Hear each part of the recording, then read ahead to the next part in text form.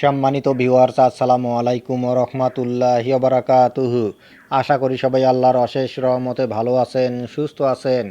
এই চ্যানেলে আর একটি নতুন গুরুত্বপূর্ণ ভিডিওতে আপনাদের সবাইকে স্বাগতম। আজকে আলোচনা করব পে কমিশন সহ সরকারি কর্মচারীদের 7 দফা দাবি। বিস্তারিত থাকছে ভিডিওতে। এই ভিডিওটি দেখার আগে যারা এই চ্যানেলে একদম নতুন তারা অবশ্যই চ্যানেলটি সাবস্ক্রাইব করে পাশে থাকা বেল আইকনটি প্রেস করে দিন। আর যারা ইতিমধ্যে সাবস্ক্রাইব করেছেন তাদেরকে জানাই অসংখ্য ধন্যবাদ। পে কমিশন সহ সরকারি কর্মচারীদের 7 দফা দাবি।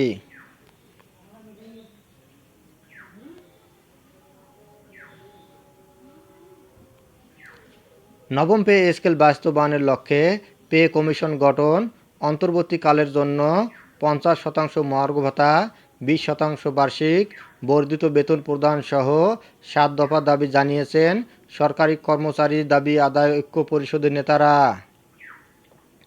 শনিবার জাতীয় প্রেস ক্লাব মিলনায়তনে এক আলোচনা সভায় ওই দাবি জানান তারা। সহকারী প্রাথমিক শিক্ষক সমাজের কেন্দ্রীয় সভাপতি আনিসুর রহমানের সভাপতিত্বে আলোচনা সভায় সরকারি কর্মচারীদের দাবির প্রতি সংহতি জানিয়ে বক্তৃতা করেন নাগরিক ঐক্যের সভাপতি মাহমুদুর রহমান মান্না, বিএনপি চেয়ারপারসনের উপদেষ্টা বীর মুক্তিযোদ্ধা আব্দুস সালাম, গণসংহতি আন্দোলনের প্রধান সমন্বয়কারী জুনায়েদ সাকি, গণ অধিকার পরিষদের সভাপতি নুরুল হক নূর, জাতীয় সমাজতান্ত্রিক দল জেএসডির সাধারণ সম্পাদক শহীদ উদ্দিন মাহমুদ স্বপন ও জাতীয় প্রেস ক্লাবের সাধারণ সম্পাদক আইয়ুব ভূঁইয়া। বক্তারা বলেন, বৈষম্যহীন নবম পে স্কেল বাস্তবায়নের লক্ষ্যে পে কমিশন গঠন করতে হবে। পে স্কেল বাস্তবায়নের আগ পর্যন্ত অন্তর্বর্তীকালীন সময়ের জন্য 50% মহার্ঘ ভাতা প্রদান করতে হবে। ইতোমধ্যে যাদের মূল বেতন শেষ ধাপে উন্নীত হয়েছে তাদের বার্ষিক বেতন বৃদ্ধি নিয়মিত করতে হবে। বেতন স্কেলের বৈষম্য নিরসনের জন্য 10 ধাপে বেতন স্কেল নির্ধারণ সহ পে কমিশনের কর্মচারী প্রতিনিধি রাখতে হবে।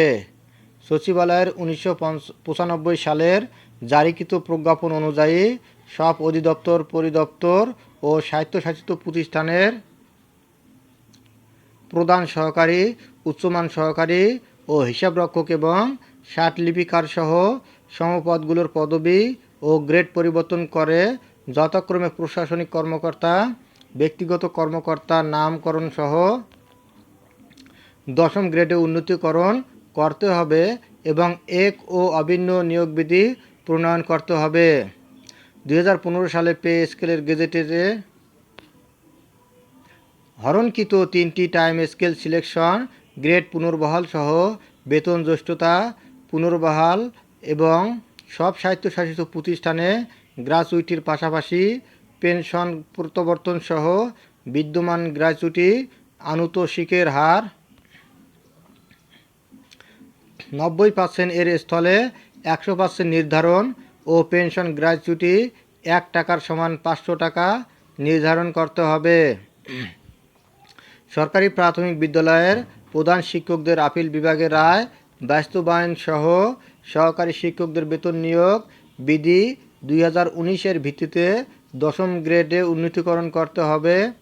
আউটসোর্সিং পদ্ধতি বাতিলপূর্বক এই পদ্ধতিতে নিয়োগকৃত ও উন্নয়ন খাতে কর্মচারীদের রাজস্ব খাতে স্থানান্তর করতে হবে। ব্লক পোস্টে কর্মরত কর্মচারী সহ সব পদে কর্মরতদের পদোন্নতি বা 5 বছর পর পর উচ্চতর গ্রেড প্রদান করতে হবে। অধস্তন আদালতের কর্মচারীদের বিচার বিভাগীয় কর্মচারী হিসেবে গণ্য করতে হবে।